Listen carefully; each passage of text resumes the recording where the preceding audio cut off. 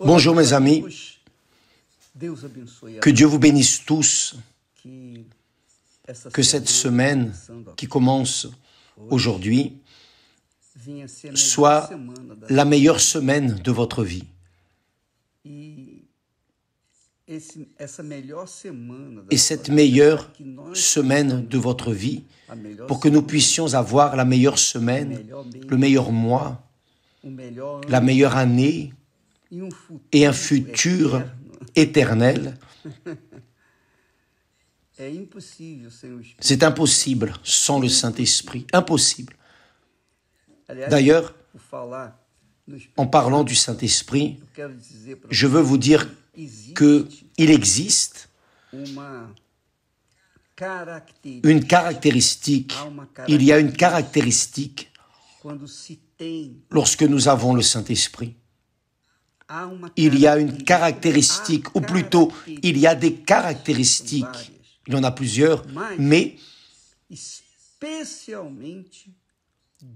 deux caractéristiques spécialement, des signes évidents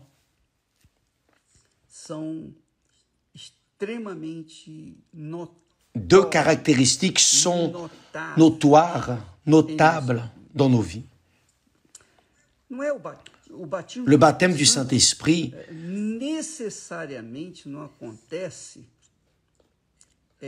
n'arrive pas par hasard. Il arrive quand la personne cherche, quand la personne s'immerge dans l'Esprit de Dieu, dans la parole de Dieu, dans la prière. Elle immerge sa vie, elle immerge son esprit, elle immerge son âme, elle immerge son corps, elle sacrifie son corps, elle sacrifie son âme, elle sacrifie son esprit, c'est-à-dire elle va avec toutes ses forces, toute sa pensée à la recherche du Saint-Esprit. Mais nous allons parler de ce qui arrive immédiatement lorsque la personne reçoit le Saint-Esprit. Nombreuses sont les personnes qui disent « Ah, j'ai parlé en langue » et elles pensent que le parler en langue est un signe du baptême du Saint-Esprit. Ce n'est pas. Ce n'est pas le premier signe, c'est l'un des signes, c'est l'un des dons. Mais vous ne pouvez pas observer les dons, vous devez observer les fruits du Saint-Esprit. Les fruits du Saint-Esprit. Et ces deux signes qui sont fruits du Saint-Esprit, c'est très glorieux, c'est très glorieux. Et vous recevez à l'instant, vous identifiez à l'instant. Vous savez que beaucoup de personnes ont des dons. Les spirites ont les dons de recevoir des entités, n'est-ce pas? De manifester des choses extraordinaires qui, aux yeux humains, réellement, font paraître que vraiment, ce sont des choses de Dieu. Mais pas seulement eux, beaucoup de personnes, beaucoup de religieux, de diverses religions manifestent des pouvoirs, le diable manifeste des pouvoirs. Vous vous rappelez, c'est le cas de Moïse devant Pharaon. Il a étendu sa verge et la verge de Moïse s'est transformée en serpent. Mais les mages sont arrivés, les mages de Pharaon, et ont aussi transformé leur verge en serpent.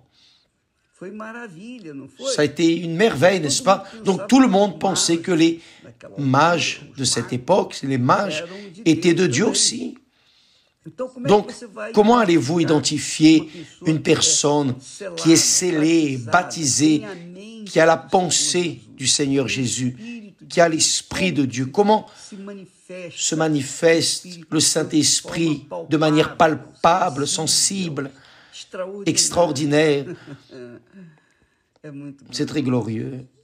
Jésus a dit, faites attention, dans sa prière sacerdotale, avant d'aller au ciel, proche d'être tué et crucifié, Jésus a fait une prière en faveur de ses disciples, pour ceux qui le suivaient, pour ceux qui ont cru en lui. Ce n'était pas pour le monde. Jésus a dit, je ne prie pas pour le monde, je ne demande pas pour le monde, je prie au Père pour ceux que tu m'as donnés. C'est-à-dire, Dieu est celui qui donne ceux qui suivent, ceux qui réellement sont à lui pour son Fils Jésus. Et quand la personne est de Dieu et livre au Seigneur Jésus, comme il est dit dans la prière sacerdotale, Jésus fait la prière en disant, « Lorsque j'étais avec eux dans le monde », se référant à ses disciples, « je les gardais en ton nom. J'ai gardé ceux que tu m'as donnés, et aucun d'eux ne s'est perdu, sinon le fils de perdition, afin que l'Écriture soit accomplie. » C'était Judas Iscariote qui s'est perdu. Et maintenant, je vais à toi, voyez.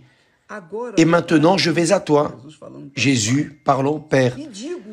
Et je dis ces choses dans le monde afin qu'ils aient en eux ma joie parfaite. C'est-à-dire, celui qui reçoit le Saint-Esprit, le baptême du Saint-Esprit,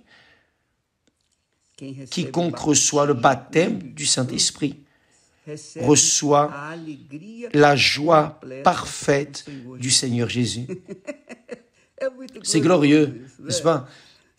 Vous pouvez affronter l'enfer, vous pouvez affronter le monde, vous pouvez affronter des maladies, des infirmités, des problèmes sentimentaux, problèmes économiques, problèmes de travail, la faim, vous pouvez affronter tout le monde, tout l'enfer.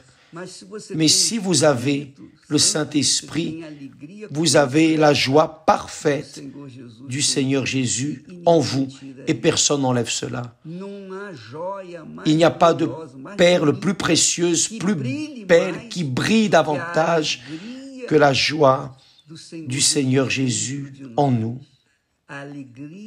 La joie parfaite. Ce n'est pas une joie passagère comme quand vous écoutez une blague, quelque chose de marrant, vous riez. Non, c'est une joie qui s'étend pour toute l'éternité à partir de ce moment. Parce que Jésus ne fait rien à moitié. Il le fait complet, une joie parfaite, même à l'heure de la mort, au moment final de la mort, la personne est triste parce que la joie est là. C'est le Saint-Esprit.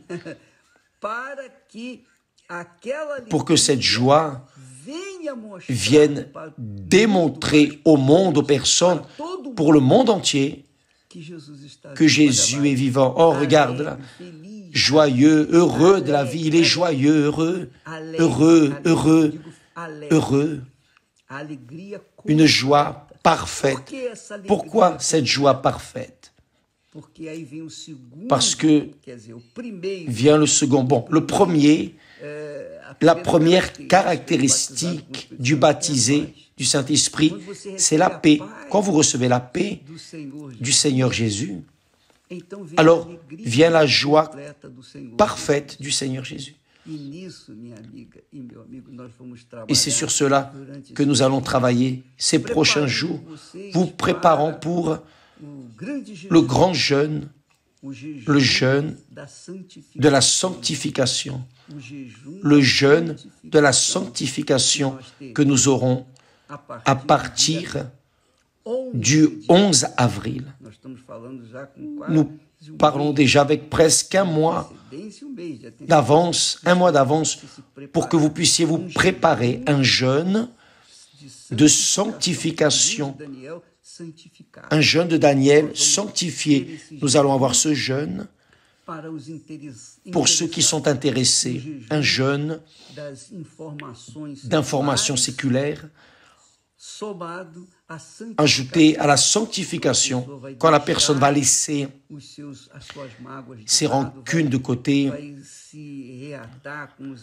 va se réconcilier avec les ennemis, va pardonner ceux qui l'ont offensé. Bref, nous allons en parler davantage à ce sujet. Mais préparez-vous pour recevoir la paix et la joie parfaite du Seigneur Jésus dans le jeûne de la sanctification. Que Dieu vous bénisse et à bientôt au nom du Seigneur Jésus.